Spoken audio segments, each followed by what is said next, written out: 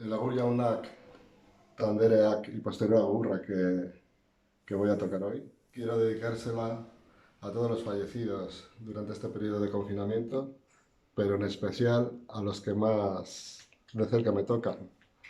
Consuelo Alcaire, madre de mi amigo Jordi Serrano de Vilanova y la Geltrú, y a Joseba, aita de Izaskun Gardoki de Gasteiz.